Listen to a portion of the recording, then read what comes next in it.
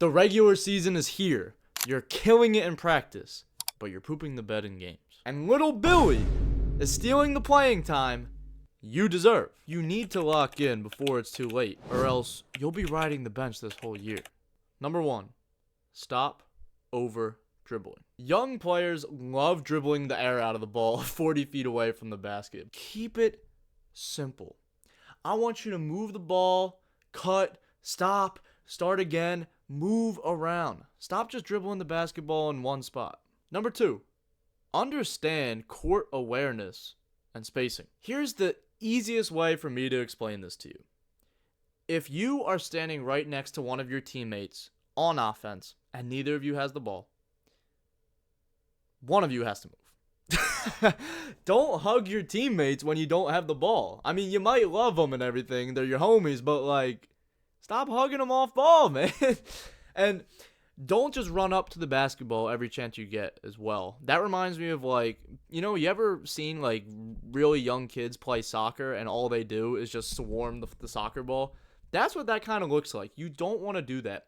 You want to give your teammates ample space and room to operate. Something that I think a lot of young players need to understand is even if you're open, that doesn't mean it's easy for your teammate to get you the ball. Let's say your teammate has the ball on the opposite wing and you're wide open in the opposite corner. Well, that's a hard pass to make.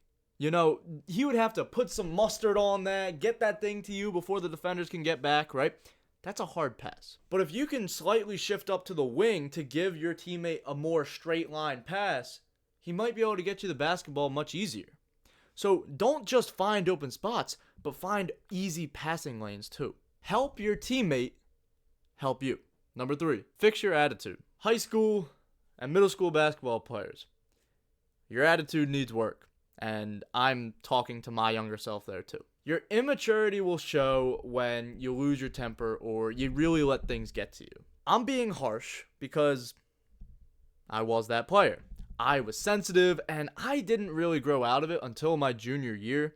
And even then, I still had like a ego, and if people told me I was doing something wrong, there was something in my head that went, no, you're wrong, I'm doing the right thing, I'm playing well, blah, blah, blah, blah. Be better than I was, alright? Develop thick skin, not just for when other people are trash talking you or your coaches are yelling at you, but like for genuine feedback and criticism. That's what's going to help you grow. Don't be like younger Mark in that aspect. Hey guys, real quick, I got a limited time offer. Last time I had this offer, it sold out within the first week. If you want me to personally coach you for 3 months, click that link in the description. It should say, want me to coach you. Click that, book a call, and see if it's right for you. Back to the video. Number 4, rotate on defense. Defensive rotations are quite instinctual, and you might not get it until you've played basketball for a long time, but here's a quick little breakdown. So, if you're in man-to-man, you got a man-to-man defensive set, you don't have to hug your man off ball unless your coach instructs you to. You can sag off a little bit and help your teammates.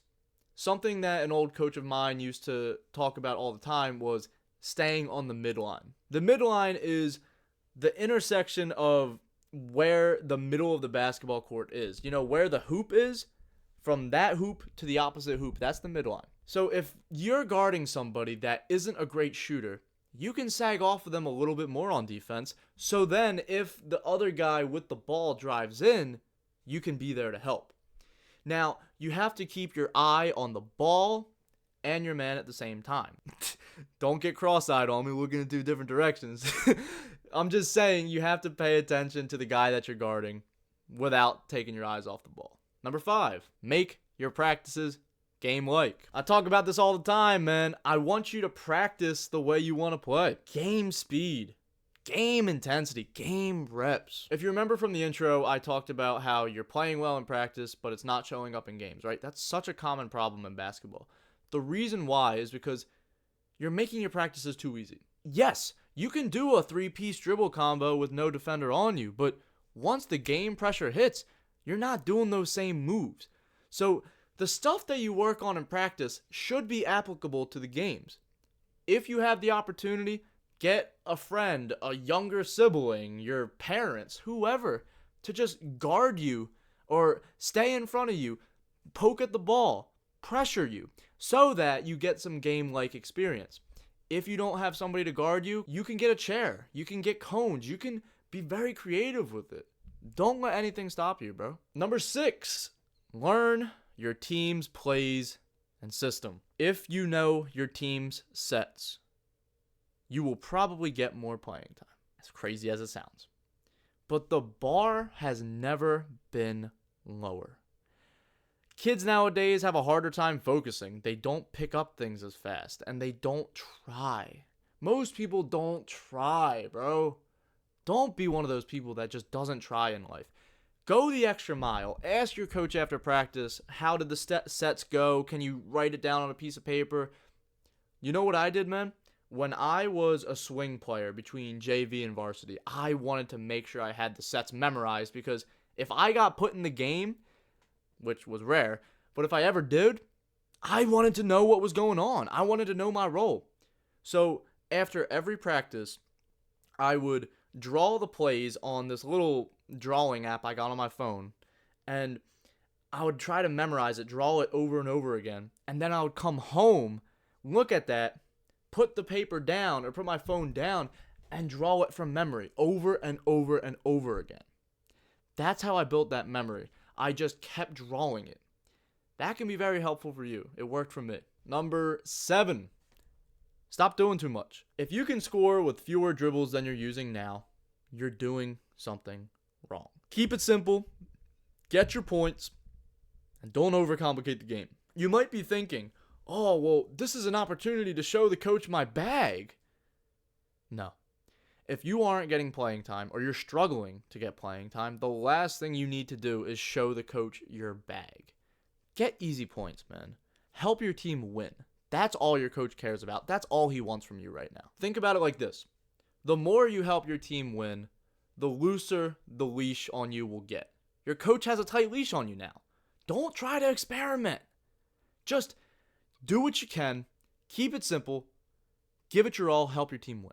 Number 8, conditioning matters. Conditioning is huge, man. If you can't last all 4 quarters, that's a problem. Your conditioning affects not just your decision making and your ability to get back, but it also affects your scoring.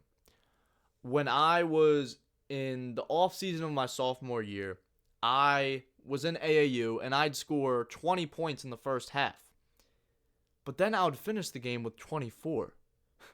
Because I was exhausted. Especially when teams would double me or face guard me full court. I couldn't move.